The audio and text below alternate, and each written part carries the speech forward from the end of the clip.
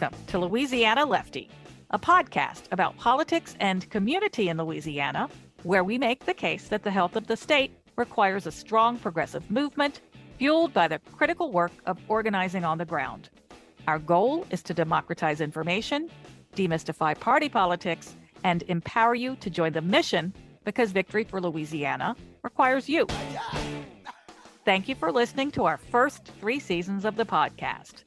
I'm your host, Lynda Woolard, and I want to welcome you to Season 4. We spent our first 3 seasons creating the beginnings of a roadmap for Democrats and progressives to learn how to organize more efficiently and effectively in Louisiana and in the South. We have a long way to go, but we've been able to hear from some truly remarkable folks in our state who are doing the foundational work required to help Louisiana achieve her full potential. Let's look back on some of the things we learned in Season 3 before heading into Season 4. As I frequently point out, criminal justice reform is an issue that groups have been organizing well around for years, and we've seen some of our best progress there. Sade Dumas spoke to us about the importance of bringing people into the fold and educating them, rather than immediately jettisoning folks who aren't quite where we are in our progressivism yet. If we are throwing people out because they are not where we want them to be as soon as they walk through the door, we're losing the opportunity to gain people who can help us educate others and organize. And a lot of times when you're educating one person, it's not that one person. That person's teaching their whole family. So we have to start meeting people where they are. Justin Hartley of College Democrats talked about creating space for young people to get more engaged and the need to accept that this work can be uncomfortable.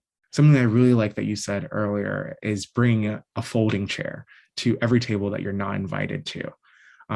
We're seeing that boldness and that attitude grow amongst people in my generation and the generation surrounding us, especially like I've been so impressed by even younger people, like high schoolers, and how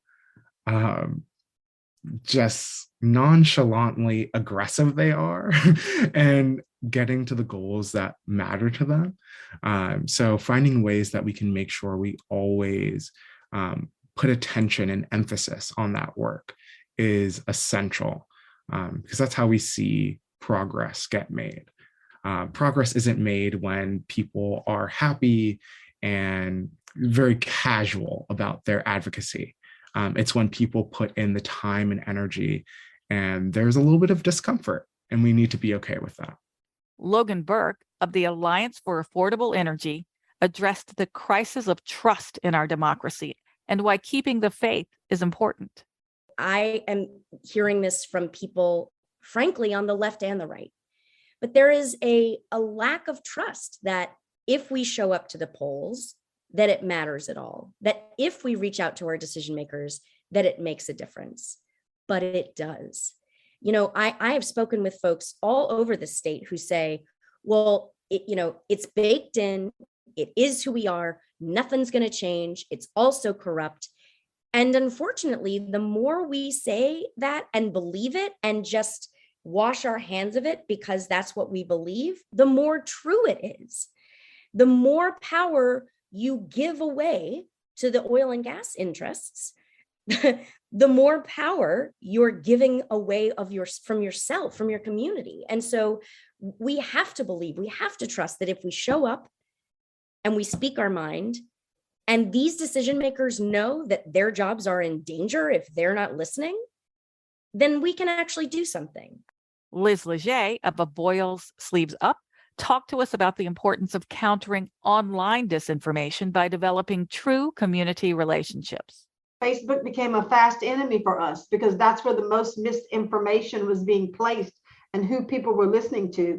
So we actually started a program called Mythbusters, where we had to bust the myths that they were finding out on Facebook. And we couldn't bust myths on Facebook. We had to go door to door and talk to people and hold town halls and hold community meetings and walk neighborhoods and tell people that's not true.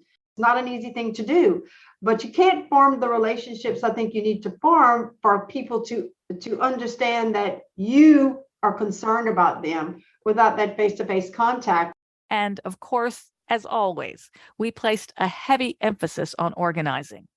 We heard again and again about the importance of engaging with our communities year-round, not just around elections.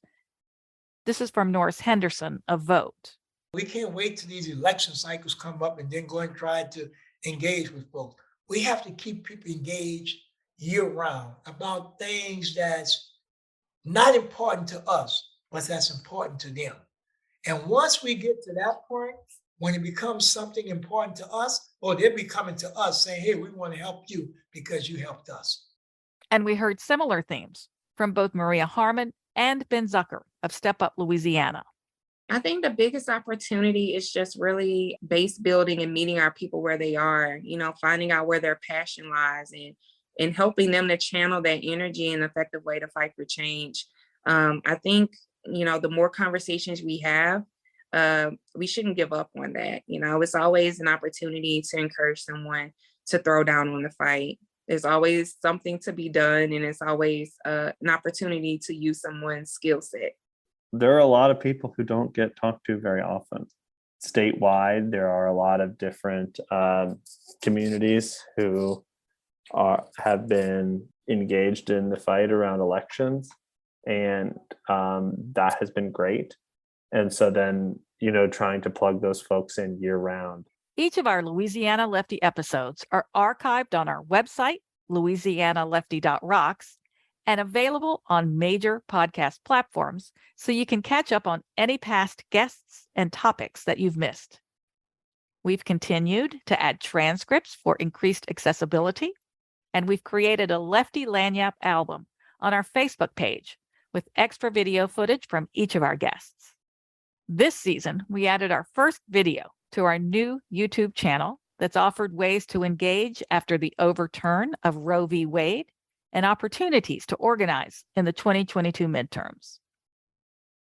I hope you'll check out all the additional materials we provide, but most of all, I hope you'll find hope in the materials we're putting out.